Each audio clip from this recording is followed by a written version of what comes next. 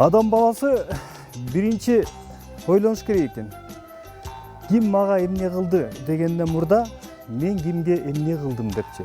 Ансандай урматтуу телекөрүүчүлөр, бүгүнкү чай үстүндө сырдашуу берүүбүздүн каарманы Кыргыз бетондун жетекчиси Темирлан мырза болмокчу. Темирлан мырзаны өзүңүздөр деле билесиздер, кыргыз элине кылган көптөгөн кызматы бар. Мисалы үчүн баштаганда эле ушу борбор калабызга канча деген кабат үйлөрдү курганга канча деген салым кошуп келатат. Анда билсе Темирлан мырзанын жетишкен ийгиликтери тууралуу жөнүндө чай үстүндө сырдашып, чай үстүндө кенен маек куруп бермекчибиз. Бизден алыстабаңыздар. Ассаламу алейкум, урматтуу телекөрүүчүлөр.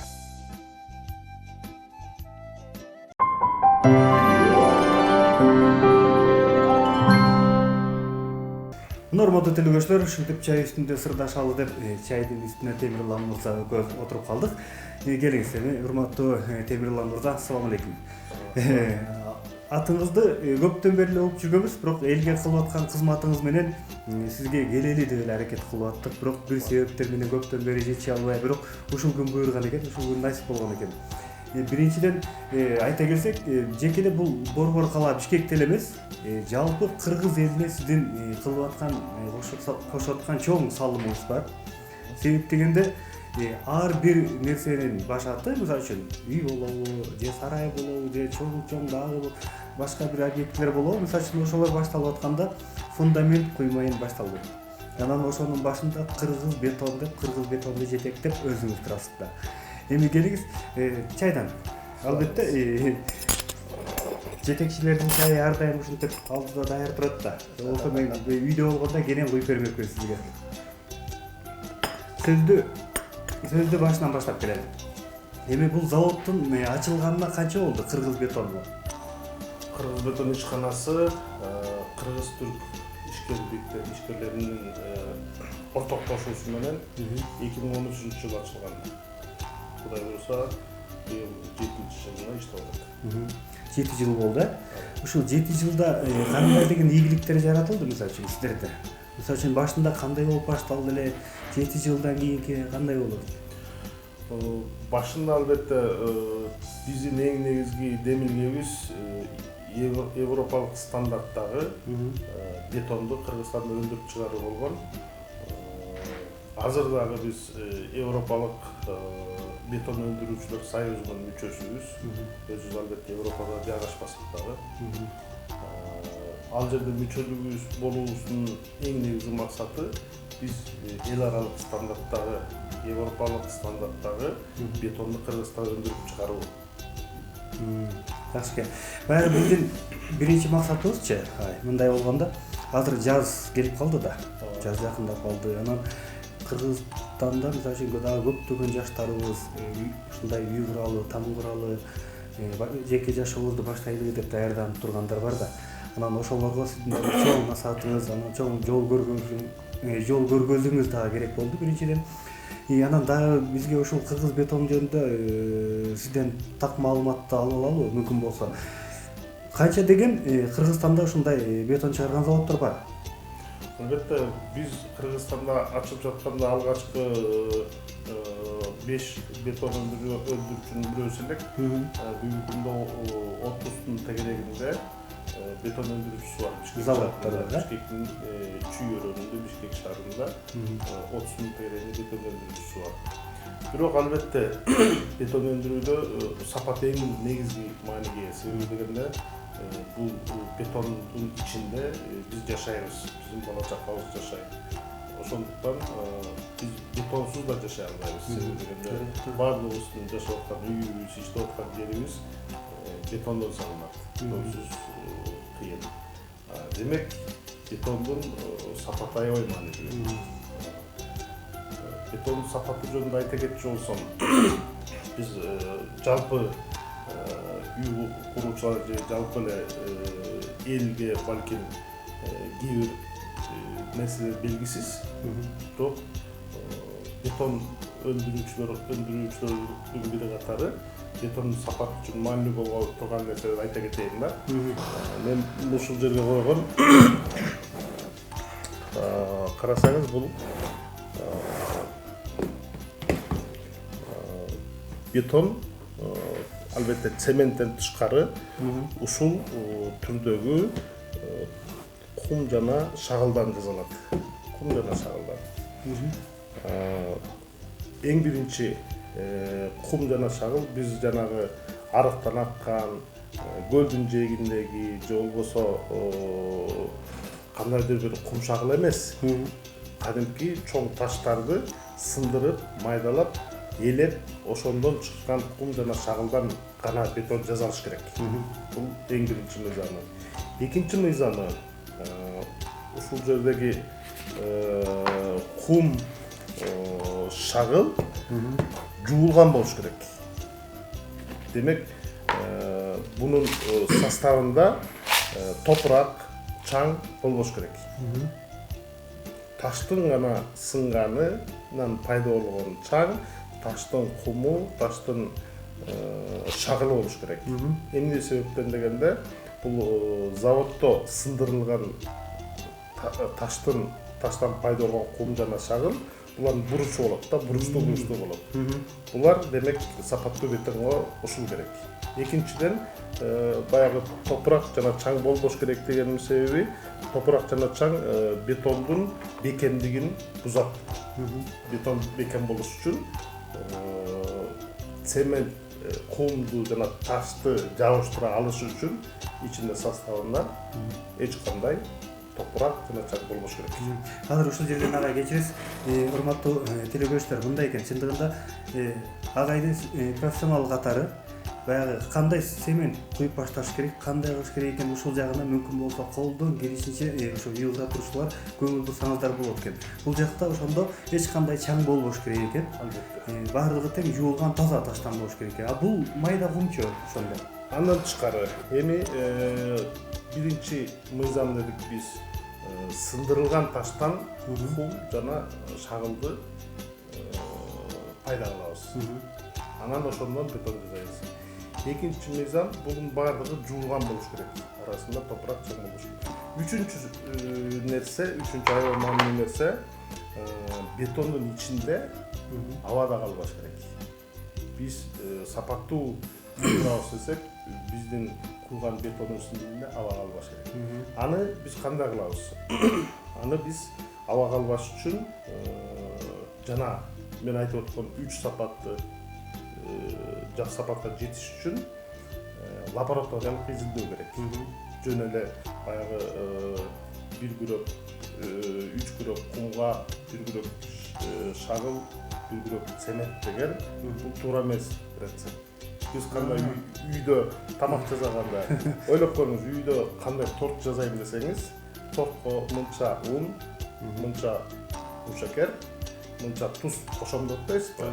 Ошондо ошонун бир нормасы бар. Бетондо да ошондой, ушул жерде турган ар бир кум жана шагылдын өзүнүн нормасы бар.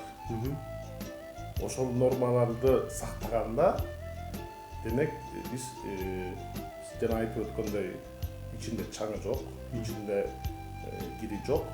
Ошол убакта ушул ар бир өлчөмдөгү, размердеги таш жана кумдун өлчөмү канча болуш керек? Ошонун баардыгын изилдеп чыга турган лаборатория керек. Бул көп бетон өндүрүүчүлөрдө жок. Биз баягы европалык стандарттар же болбосо эл аралык стандарттарды бетондо чыгарганга мажбур болгондугубуз үчүн, максатыбыз дагы сапат болгондугу үчүн биз өзүбүздүн лабораториябыз бар. Ар бир биздин заводко келип түшкөн кумду, ташты, шагылды, цементти жана башка бетон кошулмаларын биз өзүбүздүн лабораториябызда изилдейбиз.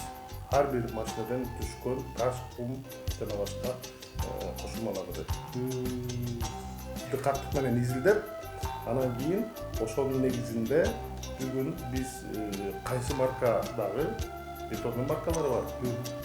100, 150, 200, 250, 400, 500 деп маркалар кетет. Кайсы марка бетонго канча грамм, канча килограмм кум кошобуз, канча килограмм шпен кошобуз, кайсы размердегисин кошобуз, канча литр суу кошобуз, сууну кайсы градуста кошобуз. Ал дагы өтө маанилүү. Мисалы үчүн, жайдын күндөрү 40 градуска чыгып кеткен аба. Таштын температурасы дагы жогорураак болот. 50-ге чейин барып калат. 40 градустан өйдө көбүнчө температурадагы бетондун составы бузулат. Демек биз сууну муздатып кошушубуз керек. Ошол сыяктуу азыркы өндүрүп аткан бетондорубузда азыр кыш убагында өндүрүлгөн бетондо сууну ысытып кошобуз. Сууну 40 градуска чейин ысытып, анан кийин бетонго колдонобуз. Бул деген бетондун бир температурада өндүрүлгөнү дагы өтө маанилүү. Себеби дегенде биз ал нормаларды сактабасак, сапаттуу бетон чыкпайт. Мына урматтуу телебөчүлөр, баягы азыркы жаңыдан үй куруп баштагандарга чоң баягы өзүңүздүн насаатыңызды айтып кетип атасыз десем да болот. Себеп дегенде күндүн өтө ысыгында дагы үй ушундай фундамент куйганга болбойт экен. Себеп дегенде ал бат кургап, анан жанакы жарылып кеткендерди ушундан болот экен. Анан сиз айтып атпайсызбы? Азыркы кыштын күнү муздакта ысык суу куюп атабыз депчи. Ошол ысык сууну кандай? Атайын ушундай техникаңыздар барбы ысык сууну даярдап турган? Биринчи кошууга кошулган болбойт эмес. Болот, күн ысыкта дагы күн сууну болгонго болот. Болот. Болгонду керектүү нормаларды сакташ керек. Эгер күн өтө ысык болсо, муну муздак суу менен куюлуп бүткөндөн кийин муздак суу менен дайыма суу чачып, баягы салкындыкты калтырыш керек да. Бир 2 күн, 3 күндүк убакыт менен. Күн суукта болсо, мунун өзүнүн кошумча кошуучу өзүнүн химиялык кошулмалары бар. Ошолорду кошуп, баягы күнү суугунда тоң калбайт. Ошол убакта бетон өзүнүн убагы менен сапаттуу түрдө катырап турган өзүнүн кошулмалары бар. Ошолорду колдонуш керек. Андан тышкары кышында бетонду куйгандан кийин ороп коюш керек, жылуулап тоңуп калбаш үчүн. Бунун өзүнүн нормалары менен куйсак, кышында, жайында, күн ысыкта, күн суукта бардыгы эле абанын бардыгы эле аба ырайынын шарттарында. Азыр техниканын жетишкендигин айтса болот экен бул тараптан, Мисалы үчүн азыр бул мисалы үчүн чоң курулуп аткан чоң үйдү ушундай четиндеги цементтерин кышында эле куюп салган. Бул коркунучтуу деп элдер коркуп атпайбы? Жок, коркунучтуу эмес. Эгерде өзүнүн нормалары сакталса, коркунучтуу эмес. Бардыгы тең эле сакталып атат деген ойдосузбу? Сакталса керек. Себеби биз бүгүнгө чейин иштеп атабыз 7 жылдан бери. Менин көрүп атканым мамлекеттик тийиштүү мекемелер тыгыз өздөрүнүн текшерүүлөрүн жүргүзүп турат.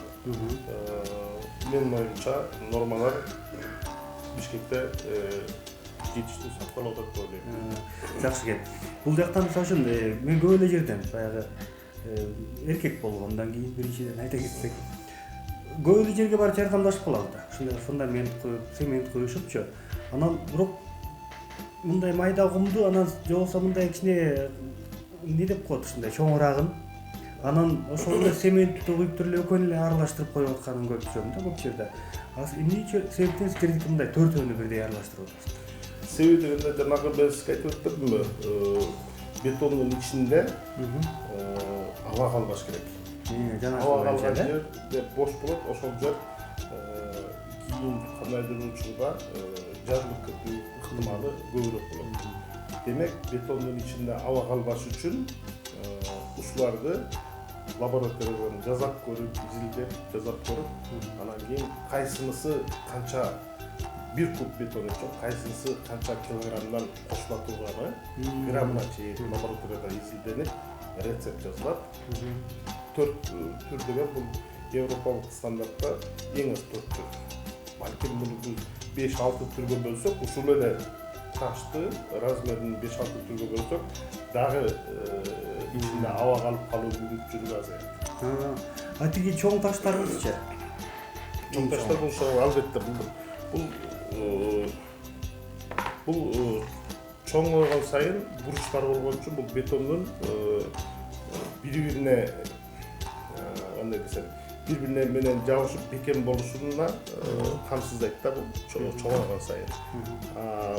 Бул мисалы үчүн ойлосоңуз, ушул таштын турган арасына карабайсызбы, көк да, бош жер. Бул таштын кошкондо ушул таштын ичиндеги боштукту бул таш толтурат. Бул таштын ичинде калган боштукту бул таш толтурат. Андан калганын бул кум толтурат да, ошентип андан калганын цемент толтурат. Анан баары цемент катырат. Бул жагынан чындыгында ушу кыргыз бетонду европалык стандартка жооп берет деп келсек болот экен да чындыгында. Анан дагы биз сиздер тууралуу бир маалымат алдык эле, ошол канча пайызы чын билбейм. Эми Америка Кошмо Штаты ушул жака посольство салып жана ошондой эле окуу жайларды куруп аткан убакта ушу кыргыз бетондун ушундай сиздер менен кызматташканы бар дейт да. Анан ошончо 30дан ашык фирмалар туруп, алар чын эле сиздер менен байланыштуу эле. Албетте. Себеби дегенде бизде өзгөчө эл аралык стандартты издеген кардарлар эң биринчи бизди тандаганынын себеби бар. Себеби дегенде биз чындап эле эл аралык стандартты бетон өндүрүп бергенге мүмкүнчүлүгү болгон бир ишканабыз. Экинчиден санай кетсек, биздин өзүнүн бетон заводунун ичинде өзүнүн жеке ушул бетон чындап эле келип аткан кумду, цементтин же башка же өздөрү чыгарып өндүргөн бетондун сапатын алдын ала изилдеген лабораториясы болгон саналуу эле ишкананын бирөөсүбүз да. Себебинде эл аралык сапатты изилдеп турган өзүбүздүн лабораторияны кармап туруунун өзү дагы көп каражат талап. Үчүнчүдөн биз санап баягы сыйлыктануу менен айтып кете алам. Кыргызстанда өзүңүздөр билесиздер, Американын Кыргызстандагы Бишкектеги элчилиги 2 жыл мурда, 3 жыл мурда өттү. Алар үчүн чындап эле бетондун сапаты өтө жогору болгон бетон керек эле. Алар бизди тандады. Андан кийин Американын университети же болбосо Борбордук Азиядагы Американын университети деген АУЦА деген бар. Ал курулушу, жаңы курулушу бүттү. Ал дагы толугу менен биздин бетон менен курду курулушун. Андан тышкары өтө маанилүү, бул аябай өтө маанилүү. Бишкекте 2 жыл мурда 2 чоң мечит ачылды. Бул мечит бирөөсү бул Орто Азиядагы эң чоң мечит, биздин Жибек Жолу көчөсүндөгү кадимки. Бирөөсү Манас университетинин ичиндеги ал дагы көлөмдүү чоң мечит. Булардын куполасын, төбөсүн жана экостун бетондон куюлду. Бул жерге эң сапаттуу бетон керек эле, эң сапаттуу сөзгөндө ортодо эч кандай тирөөс жок. Ошончолук 50 метр, 70 метрлик аралыктагы бир куполаны куруп атабыз да. Ал жерде да эң сапаттуу бетон керек болгон эле алар дагы биз менен кызматташты. Мындан тышкары Кыргыз-Түрк Манас университети акыркы 7 жылдан бери бардык өздөрүнүн курулуштарында бизди тандады. Себеби дегенде эң сапаттуу бетон албетте алар үчүн эң маанилүү нерсе болгон.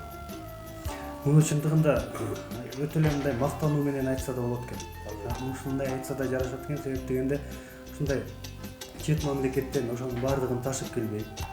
Ушул жакта өзүбүздөн да ушундай сапаттуу бетондор чыгып атканы бул чындыгында жалпы элдин баардыгын тең сүйүндүрөт. Бул жагынан сиздерге дагы да болсо ишиңиздерге ийгилик каалайлы.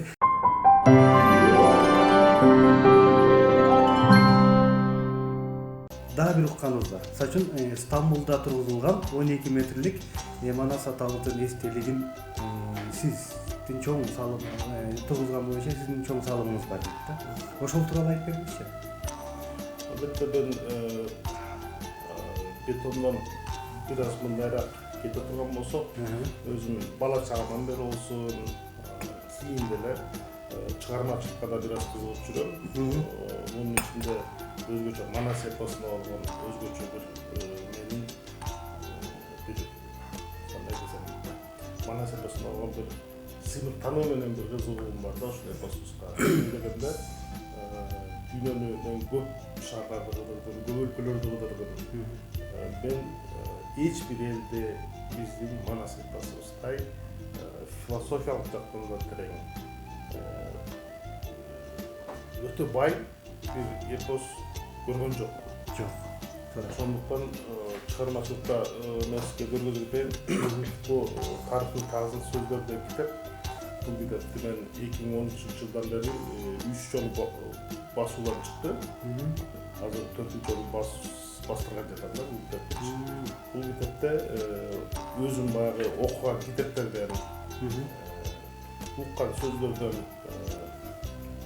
кыскача алып, Тарыктын тазы сөздөрү, жакшы сөздөрдү жыйнап чыгарганда, бул жаштар арасында, өзгөчө студенттер арасында аябай популярдуу китеп болду да, аябай. Анан кызыктуусу басмаканадан чыкканда эле шыр эле түгөнүп калып атты. Азыр 4-үчүн басылуунун астында турам.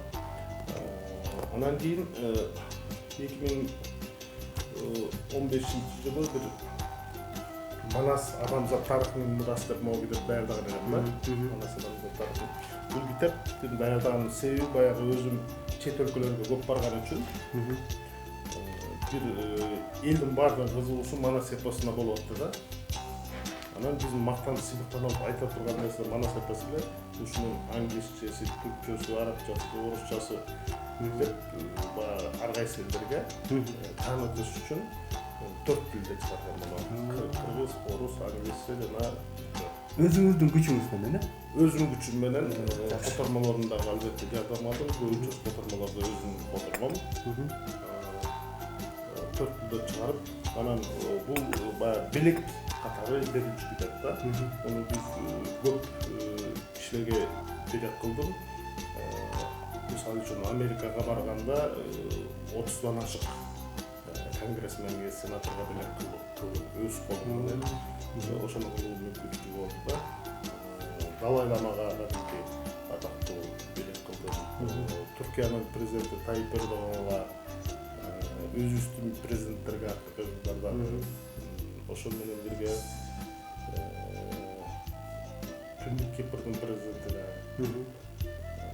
жана башка көптөгөн атактуу кишилерге белек кылдым. Белек кылуунун себеби биздин Манас эпосубуздун баалуулугун аларга дагы таңуулап, аларга дагы түшүндүрүү иштин жүргүзүү максатында. Анан сиз айта кеттиңиз баягы Манас атабыздын айкели жөнүндө. Манас атабыздын 12 метрлик чоң бир айкелин Стамбулга коюуну максат кылган элем. Ошол ишке ашты. Кудай буйруду. Манас атабыздын 12 метрлик айкелин Стамбулга койдук. Бул дагы коюлган жери аябай тарыхый мааниге ээ жер. Осман империясы Стамбулду басып алып атканда Стамбулга кирип келген жерине Манас атабыздын эстелиги турду. Негизи түрк дүйнөсүндө кандай айтылат? Түрк дүйнөсүндө бүгүнкү Түркиядагы жашоочулар, Түркиянын аталары Орто Азиядан кеткен биздин аталарыбыз Орто Азияда кыргыздар же болбосо казактар болушу мүмкүн. Биз Орто Азиядан кеткенибиз Алатоо, биздин Алатоодо биздин аталарыбыз жашайт деп айтылат. Анан ал баягы бүгүнкү Түркиянын отукташ калган жерин басып алып барган да. Ошол Стамбулду Европанын Азиянын кошулган жеринде Стамбулга басып алганга кирилген жерге, тарыхый мааниси терең жерге биз Манас атабыздын 12 метрлик чоң бир айкел болгон. Ошол жакты мисалы үчүн кантип алдыңыздар, кандай деген кыйынчылык же ошол жерди сатып алдыңыздарбы? Жок, муну Стамбулдун жергиликтүү бийлигине кайрылдык. Биздин ушундай оюбуз бар. Стамбулга Манас атабыздын эсебин коебуз дедик. Ошол учурда Стамбулдун мэри аябай жакшы кабыл алды. Өзү дагы ушул жерге коюлуш керек дегендин негизги ушул идеянын башында жер тандаганда Стамбулда Манас атабыздын эсеси коебуз дегенден кийин ошол жердин тандалуу алынышында Стамбулдун мэри эң чоң ролду ойноду. Ошол адамдын демилгеси менен, көргөзмөсү менен эң жакшы жер берилди. Негизи ошол идеянын баардыгы тең кайдан келди сизге? Же атайын сизге ушундай сунушташты, ушул жака ушундай эстеликти тургуза алчу экен? Жок. Мен жанагы айтып өттүм, мен дүйнөдө 70ден ашык өлкө, 150ден ашык чоң шаардарды көргөм. Бул баягы көбүнчөсү өнүккөн өлкөлөр. Ичинде Африкадан Америкага чейин, Африка, Америка, Азия, Европадагы чоң өлкөлөрдүн баардыгын кыдырдым да. Анан көптөгөн музейлерде болдум. Менин максатым Манас эпосын ошондой бир даражага алып келиш. Биз эмне үчүн эң кичинекей эле гректерде болсун, же Римде, баягы Римде, бүгүнкү Европада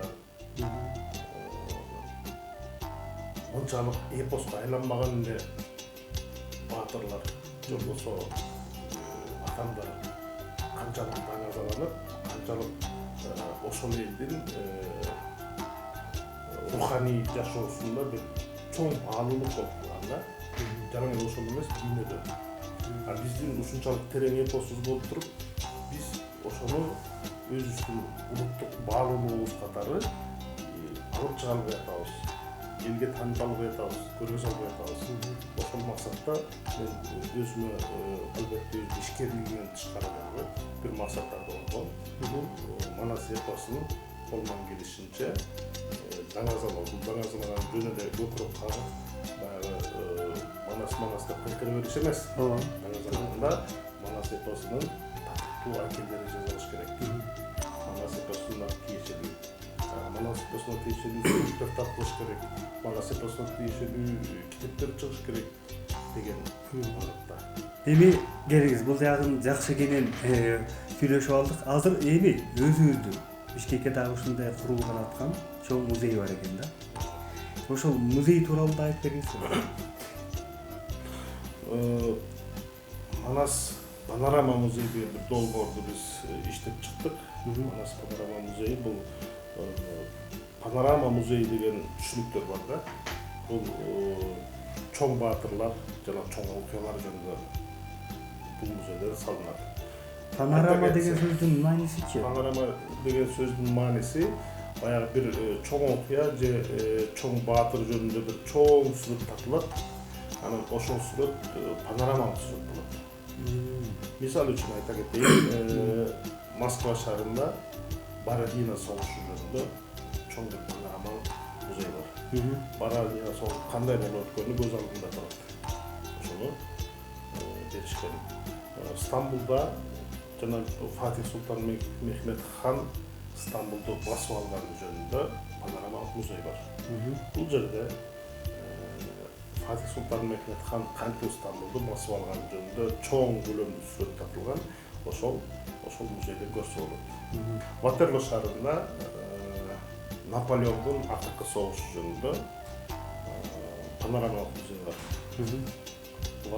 Наполеондун акыркы согушунда кантип жеңилип калганы жөнүндө чоң музей бар. Эң акыркы салынгандардын бирөөсү Камбоджада. Сиам Рип шаарынын кантип курулуп, кантип тартылганы жөнүндөгү чоң панорамалык музей бар. Биздин панорамалык музей десек, биз панорамалык музейде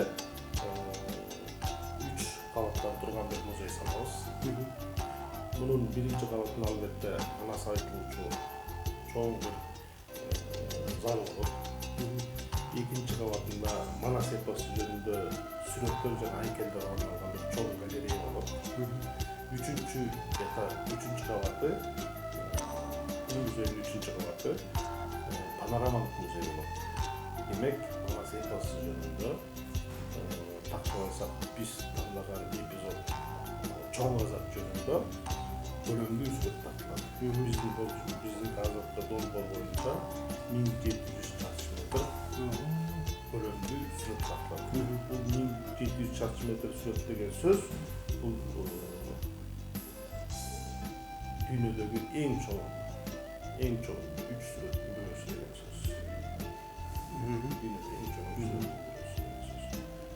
Ошол багытта сүрөт тартылат.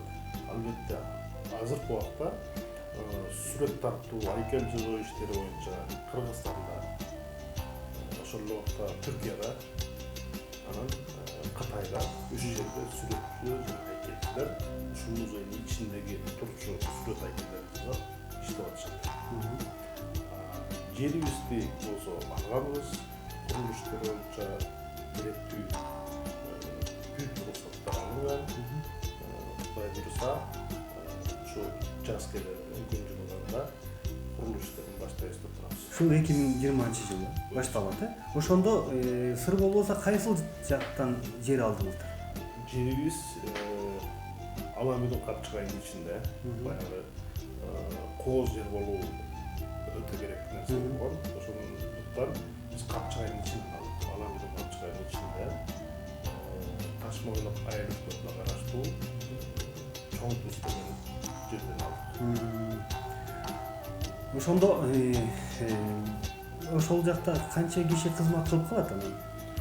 Менин оюмча эң аз 50 киши иштесе керек. Албетте мунун көпчүлүгү бир 10 жакын манасчы иштейт. Андан тышкары бул манас эпосун түшүндүрүп бергендер, туристтер үчүн дагы жерди көрүнүш үчүн маанилүү да. Ошону түшүндүрүп бергендер иштейт. Андан тышкары башка кызматчылар бар, 50 тегерегинде киши иштесе керек. Албетте биздин бирок бул музейдин өзгөчөлүгү баягы жөн эле сүрөттөрдү коюп же айкелдерди коюп коюу эмес, манас эпосундагы мындан кийин бизди улантуу дагы ошондой миссиясы бар. Демек, дагы бир нече манас эпосуна кызыккан илим долбоорлордо иштеши керек. Темирлан мырза, негизи биздин телегөрүүчүлөр деле көрүп байкап атат болуш керек. Бул жашоого сиздин өзүңүздүн жаралганыңыз эле өзүнчө бир тарых экен. Сиз буюрса келечекте ушундай кийинки муунга дагы чоң тарых болуп кала бересиз, Кудай буюрса деп ошентип ишенем. Эми сиздин заводуңуз жөнүндө сүйлөштүк, Стамбулга курулган айкел жөнүндө, ошондой эле бул жака панорам баягы айкели боюнча да сүйлөшүлдү. Эми буга чейин дагы сиздин кылып келген, элибизге кылып келген дагы чоң кызматтарыңыз бар. Ошол коозу кирилди кайсыл жактан ойлоп чыктыңыз? Биз өзүмдүн көлөмүмөн эле көрсөк, мен өзүм тамакты аябай жакшы көрөм. Маалап жейм. Жана тамакка тамак өндүрүшүнө дагы кызыгам да. Ошонун негизинде баягы чет өлкөлөрдө көп барганда эң биринчи мен ал жерде бара турган жерлер алардын улуттук рестораннары. Экинчи ошол жердин ошол элдин баалуулугун көрсөтө турган музейлери болот да. Ошондуктан болсо керек бул Козугүл деген брендти ойлоп таап ошону бүгүнкү даражасына жеткиздим. Менин этке болгон кызыгуум аябай өзгөчө эт тамактарына болгон кызыгуум аябай өйдө. Жогору бир кызыгуу бар. Бүгүн кадимки дүйнөдө хит болуп аткан же болбосо дүйнөдө аябай атактуу болгон эт боюнча, стейк боюнча атактуу болгон Нусрет Көкче деген киши бар. Колу менен туссе бүт Инстаграмда, соцсеттерде атактуу болот да. Ошол кишинин мугалими менен менин мугалим бир киши. Жакшы экен. Турцияда, Анкара шаарында өзү дагы атактуу бир ашпозчу. Ошондуктан менин досум бар, шеф Мусустов деген.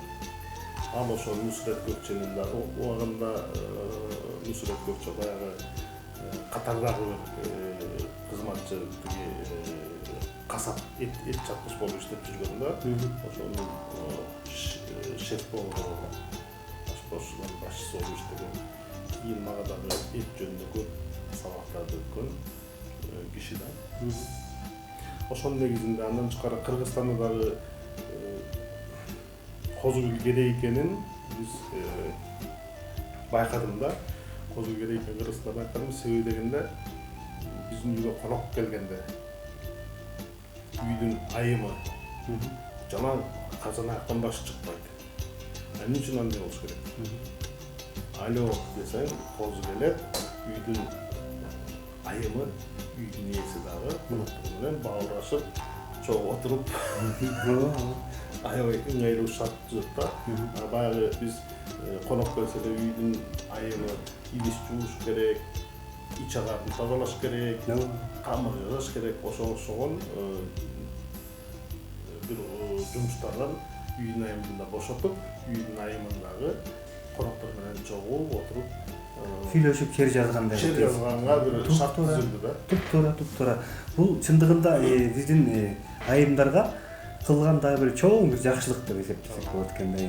Сиздин ушундай көптөгөн ийгилик сырларыңыз бар экен, көптөгөн жетишкендей. Азыркы биздин өсүп келаткан жаштарыбызга айта турчу масал сөздөрүңүз болсо айтыңызчы. Албетте баарыбызда бар. Менин каалаганым ушул эле да. Каалаганым дагы башкалардын да ушуну каалап келем. Биз бүгүнкү кыргыз мамлекеттүүлүккө оңой жеткен жокпуз. Балким биз эгер оңой жеттик деп атсак, демек биз тарыхты билбейбиз. Биздин тарыхта көп оор нерселер өткөн. Акыркы эле 100 жылды карасаң, үркүн жөнүндө айтса болот. Же болбосо андан кийинки 37-жылдар, кийинки акыркы убактарда 90-жылдардагы кандай кризис болуп тамак ашты талонун алып болгон убакта. Мунун баардыгы Кыргызстан тарыхында оор мезгилдер да. Биз бүгүнкү азыркы жашоодон балким 10 эсе, балким 100 эсе көп кыйын убактарды тарыхыбыздан өткөргөнбүз да. Бирок бүгүн биздин мамлекеттүүлүгүбүз бар да. Демек бул мамлекеттүүлүккө оңой жеткен эмеспиз да. Бирөөлөр эмгеги менен, бирөөлөр кан тери менен, бирөөлөр жаны менен ушул мамлекеттүүлүктөгөн. Демек биз бул мамлекет бизге керек. Бул мамлекет биздин көзүбүз өткөндөй биздин балдарыбызга да керек. Алардын балдарын неберелерибизге да керек. Демек биз мамлекет бизге керек болсо, биз мамлекет үчүн колубуздан келген нерсенин баардыгын кылышыбыз керек. Жакшы нерсенин баардыгын кылышыбыз керек. Өзүбүздүн кесибибиз менен болобу, күнүмдүк турмушта кылган иштерибиз менен болобу, кээ бирөө кара күч менен, кээ бирөө акылдын күчү менен, кээ бирөөсү албетте өнөр менен бул мамлекетке бир баалуулукту кошуш керек. Мамлекет ошондо байыйт. Мамлекеттин өнөрпоздор өнөрүн кошсо, жумушчулар күчүн кошсо, илимпоздор акылын кошсо, ошондо бул ушул мамлекет дагы бекемдиктөлүп, дагы өнүгүү жолун алат да. Ошон үчүн мен каалайт элем, баардыгыбыз биз мамлекетибизге салым кошолу. Баардыгыбыз ушул мамлекетибиздин келечеги үчүн, ушул мамлекетибиздин бакуаттыгына жетиш үчүн, ийгиликтерге жетиш үчүн биздекилер бир нерселер кылалы. Жаштарга дагы, жалпы эле баарыбызга дагы ошону каалайт элем. Себеби дегенде бул мамлекет оңой менен түптөлгөн эмес. Бул мамлекеттин келечеги дагы биздин канчалык ушул мамлекетке салым кошконубузга жараша болот. Ушуну каалайт. Сиздин ишиңизге ийгилик каалайлы. Сиз жөнүндө сизден баягы кеңири маалыматтарды биз алдык. Жан дүйнөгө мага дагы ушундай китептерди чыгарганыңыз дагы чоң таасир этти. Себеп дегенде мен да кайнекей жан дүйнөмдү бир топ байытып алдым. Ишиңиздерге ийгилик болсун. Дагы бир кичине суроо калды, ошону айта кетиңизчи. Сиз мисалы үчүн жана чоң салынган үйлөргө, кабат үйлөргө азыр ушул бетондорду, цементтерди берип атасыздар. Эгерде мисалы үчүн керек болуп калып, мындай эле жөнөкөй эле, бир 5 бөлмөлүү жер үй салгандарға сурап калса эмне кыласыз? Албетте биз кардарды чоң үй салат же кичинекей үй салат деп бөлбөйбүз. Биз бардык кардарларга бирдей кызмат көргөзөбүз. Бардык кардарларга эң жогорку сапатта бетон беребиз. Кыргыз бетон деп кайрылса эле болот экен, Сизге чоң рахмат. Ишиңизге ийгилик болсун. Урматтуу телекөрүүчүлөр, Темирлан мырза менен кеңири сүйлөштүк. Элибизге кылып аткан кызматтын баардыгын тең уктук деп ойлойбуз. Эгерде биз менен байланышабыз десеңиздер, экрандын алдында номерлерибиз жазылып турат. Бизге чалыңыздар, биз менен байланышыңыздар. Ошондой эле дагы ушундай чай үстүндө сырдашып жолукканга чейин аман болуңуздар.